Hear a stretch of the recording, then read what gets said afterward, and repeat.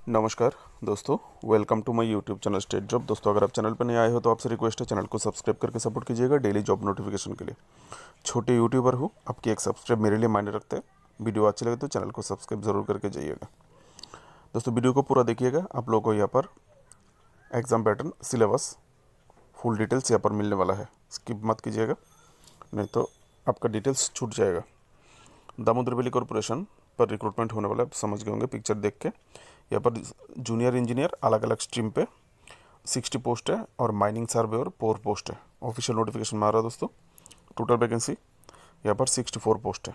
Advertisement number PLR/JENDMS/2024/5/1। वेतन क्रम आप लोगों को मिलेगा 35,400 से लेकर 1,12,400 का जो पे स्केल है लेवल 6 का सेंट्रल गवर्नमेंट का, वो आप लोगों को मिलने वाला है। दोस्तों, आइए ऑफिशियल नोटिफिकेशन देखते हैं। डियर फ्रेंड्स, ये है ऑफिशियल नोटिफिकेशन, देख सकते हैं शुरुआत में एडवर्टाइजमेंट, जो कि 5 जून 2024 को निकला है। दामोदर वैली कॉरपोरेशन दोस्तों, ये कॉरपोरेशन है ministry of power, central government का मिनिस्ट्री ऑफ पावर के अंडर में काम करता है।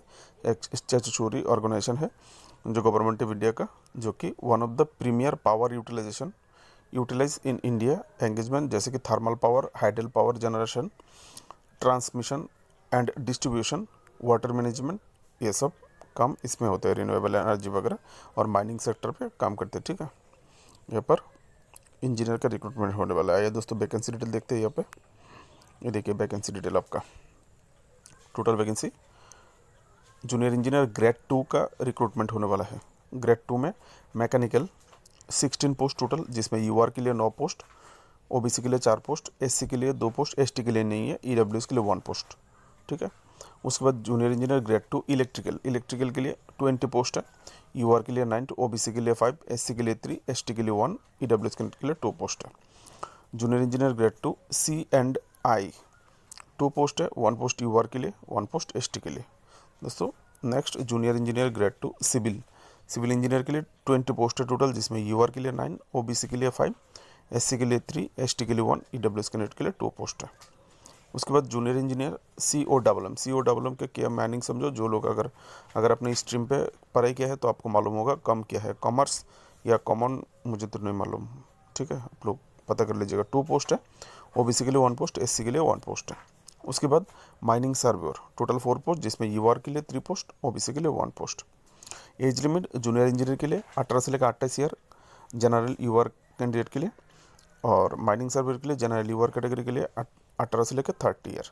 दोस्तों, एज रिलैक्सेशन मिलेगा गवर्नमेंट रूल के हिसाब से, वो आगे जाके मिलेगा ऑफिशियल नोटिफिकेशन में, मैं आप लोगों को बता दूंगा। ठीक है, वीडियो को देखते रहिए। ये आपका पे स्केल 35,400 से लेकर 1,12,000 पे स्केल लेवल 6 का सैलरी आप लोगों को मिलेगा। दोस्तों, क्वालिफिकेशन जो एलिजिबिलिटी आपको चाहिए, जो मैकेनिकल के लिए 3 साल full time diploma in engineering अथवा टेक्नोलॉजी इन मैकेनिकल इंजीनियरिंग पे। ठीक है, फ्रॉम एनी रिकॉग्नाइज्ड कॉलेज अथवा इंस्टीट्यूशन। मार्क्स कितना चाहिए, AICTE authority with not less than 65% marks आपका होना चाहिए। अगर आप ओबीसी, ईडब्ल्यूएस जनरल कैटेगरी हो तो। अगर आप एससी एसटी पीडब्ल्यूडी कैटेगरी हो तो आपको 60% मिनिमम पाना होगा। ठीक है, नेक्स्ट दोस्तों, इलेक्ट्रिकल स्ट्रीम में सेम 3 साल का फुल टाइम डिप्लोमा होना चाहिए इलेक्ट्रिकल अथवा इलेक्ट्रिकल एंड इलेक्ट्रॉनिक्स इंजीनियरिंग पे। और परसेंटेज का जो मार्क क्राइटेरिया सेम है, जनरल ओबीसी ईडब्ल्यूएस के लिए 65%, एससी एसटी पीडब्ल्यूडी के लिए 60%। उसके बाद दोस्तों सी एंड आई, जिसमें 3 साल का full time diploma in engineering अथवा टेक्नोलॉजी इन इलेक्ट्रॉनिक्स अथवा टेलीकम्युनिकेशन, इलेक्ट्रॉनिक्स एंड टेलीकम्युनिकेशन अथवा इंस्ट्रूमेंटेशन इंजीनियरिंग पे होना चाहिए। Same 65% mark general OBC WS के लिए और 60% एससी एसटी पीडब्ल्यूडी कैंडिडेट के लिए। नेक्स्ट दोस्तों, जूनियर इंजीनियर सिविल के लिए फुल टाइम 3 साल का diploma engineering technology in civil engineering पे। ठीक है, मार्क्स सेम क्राइटेरिया।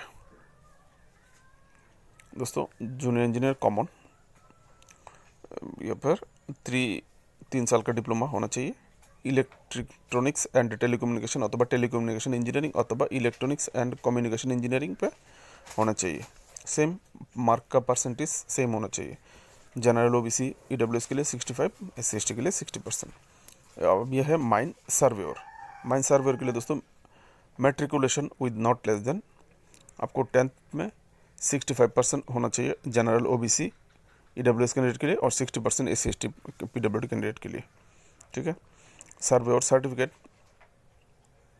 सर्वे और साथ में मेट्रिकुलेशन के साथ साथ आपको सर्वे और सर्टिफिकेट चाहिए, कॉम्पिटेंसी इशूड बाय डीजीएमएस के द्वारा। अगर ये क्वालिफिकेशन आपके पास नहीं है तो और है, अगर आपने डिप्लोमा किया है माइनिंग या फिर माइनिंग सर्विंग या फिर माइनिंग एंड माइन सर्विंग पे 60% मार्क के साथ जनरल ओबीसी डब्ल्यूएस और 60% मार्क के साथ एससी एसटी कैंडिडेट, तो आप अप्लाई कर सकते हो, ठीक है। ये सर्टिफिकेट आपका किसके द्वारा, ये सर्वे सर्टिफिकेट डीजीएमएस के द्वारा सर्टिफिकेट किया हुआ होना चाहिए। लेकिन यहाँ पर आप लोगों को और भी थोड़ा क्वालिफिकेशन चाहिए। यही है आपका पोस्ट वाइज डिप्लोमा। यहाँ पर नेक्स्ट कुछ पॉइंट दिए गए हैं, पॉइंट देखते हैं। The candidate who have taken lateral entry to the second year of third year course of diploma engineering can also apply. जो लोग डिप्लोमा इंजीनियरिंग के तीसरे साल में है, तीसरे साल में एंटर कर चुके हो, सेकेंड ईयर कंप्लीट करके आप लोग अप्लाई कर सकते हो। Equivalent diploma certificate holder is not eligible. Diploma की बराबर का कोई भी डिग्री अगर आपके पास है तो आप अप्लाई नहीं कर सकते, ये सब अप्लाई नहीं होगा, डिप्लोमा ही चाहिए, ठीक है। Higher technical qualification like BE B tech M tech M set with और without diploma is not allowed. मतलब अगर आपने BE B tech M tech M E किया है तो आप अप्लाई नहीं कर सकते, क्योंकि यहाँ पर बोल दिया विद और विदाउट, या फिर मतलब डिग्री ये अगर होगा तो भी अप्लाई नहीं कर सकते, नहीं भी है तो भी अप्लाई नहीं कर सकते, मतलब डिग्री वाले अप्लाई नहीं कर सकते।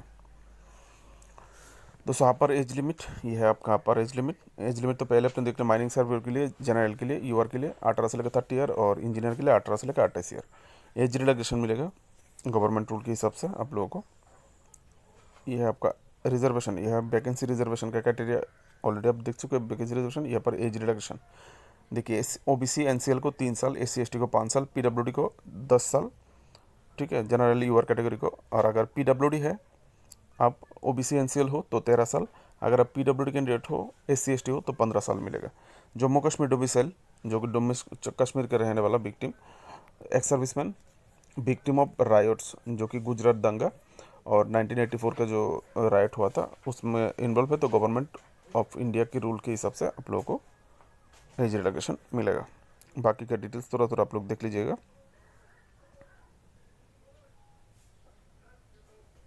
यहाँ पर आपका सिलेक्शन प्रोसेस, जो कि बहुत ही इंपॉर्टेंट प्रोसेस है, आपका सिलेक्शन कैसे किया जाएगा। सिलेक्शन होगा दोस्तों, रिटन टेस्ट होगा। रिटन टेस्ट चल भी ऑब्जेक्टिव टाइप का क्वेश्चन होगा, 2 घंटे का, 2 आवर ड्यूरेशन, और 2 पार्ट। पार्ट 1 में consist of general aptitude test, जिसमें आपको आएगा जनरल एप्टीट्यूड टेस्ट में vocabulary, verbal comprehension, quantitative aptitude, mathematics, reasoning ability, data sufficiency and interpretation, numerical ability, ये आएगा एक पार्ट में। दूसरा पार्ट में आएगा कॉन्सिस्ट ऑफ टेक्निकल नॉलेज, आपका जो इंजीनियरिंग का स्ट्रीम है, अपना अपना जो स्ट्रीम है, अपनी अपनी स्ट्रीम के हिसाब से आपका टेक्निकल क्वेश्चन पूछा जाएगा सेकंड पार्ट में, अपनी स्पेसिफिक सब्जेक्ट से, ठीक है, अपने अपने डिसिप्लिन से। पास मार्क दिया गया है यहाँ पे दोस्तों, जनरल ओबीसी ईडब्ल्यूएस कैंडिडेट के लिए 50% आपको पास मार्क होना होगा, जितने में ही एग्ज़ाम हो। और यहाँ पर कितने में एग्ज़ाम होगा डायरेक्ट तो स्पेसिफाई नहीं किया है दोस्तों, मार्क्स तो स्पेसिफाई नहीं किया। 2 घंटे का एग्ज़ाम यानी 120 मिनट मिलेगा। तो ऑब्जेक्टिव टाइप है, मुझे तो लगता है दोस्तों 150 या फिर 200 मार्क का एग्ज़ाम हो सकता है, ठीक है, क्योंकि 100 मार्क के लिए 2 घंटा नहीं देगा ऑब्जेक्टिव टाइप में, उसी हिसाब से 150 से 200 मार्क का हो सकता है। एससी एसटी को 40% पाना होगा, पार्ट 1 पार्ट 2 दोनों में ही, ठीक है दोस्तों। नेक्स्ट पेमेंट एप्लीकेशन, आपको यहाँ से OBC general OBC NCL EWS को 300 रुपया देना पड़ेगा। SC ST PWD ex serviceman और डीबीसी डिपार्टमेंटल कैंडिडेट, अगर दामोदर बिजली कॉर्पोरेशन का कोई डिपार्टमेंटल कैंडिडेट अप्लाई कर रहे हो तो आप लोगों को एप्लीकेशन फ़ी की देने की ज़रूरत नहीं है, ठीक है। The last date for the payment application fee 4 July 2024।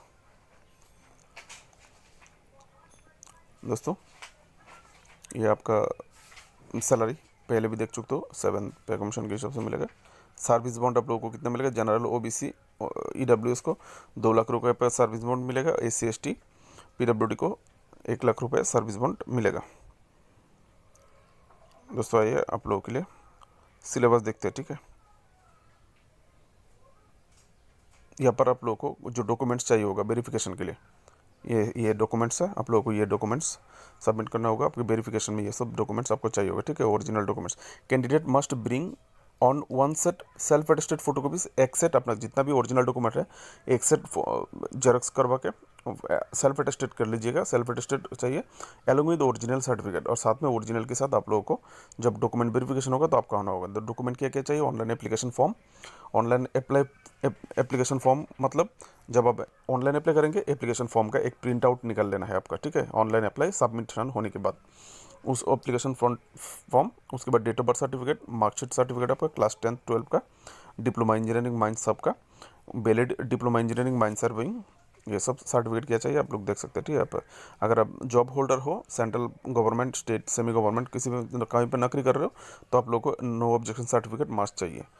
और 4 पासपोर्ट सेट कलर फोटोग्राफ आपको चाहिए, 4 फोटो, आइडेंटिटी प्रूफ जिसमें Aadhaar card, PAN card, passport, driving licence, voter ID कुछ भी होने से होगा। Apply mode, how to apply, यहाँ से आप लोग देखिए फॉलो दिया हुआ है कैसे आपको जो ऑनलाइन डीवीसी वेबसाइट खुलने से कैरियर ऑप्शन मिलेगा, उसके बाद रिक्रूटमेंट, उसके बाद रिक्रूटमेंट नोटिस, एक के बाद एक आप क्लिक करते जाएंगे तो आप लोगों को मिलता रहेगा ये एक के बाद एक पॉइंट, ठीक है। आप ये पॉइंट फॉलो करके आप लोग अप्लाई कर सकते हो, ठीक है दोस्तों। तो अप्लाई का लास्ट डेट 5 जून से अप्लाई स्टार्ट हुआ है। अप्लाई का लास्ट डेट ये देखिए, ऑनलाइन अप्लाई इंपॉर्टेंट डेट्स 5 जून से 4 जुलाई 2024 तक आप लोगों को अप्लाई करना है। ऑफिशियल से www.dbc.gov.in इस वेबसाइट में आप लोगों को जाके अप्लाई करना होगा। ये है आपका इंपॉर्टेंट डेट, यहाँ से भी आप देख सकते हैं जो डेट दिया हुआ है, ठीक है। आइए दोस्तों, आप लोगों के लिए जो मेन पॉइंट है वो है सिलेबस।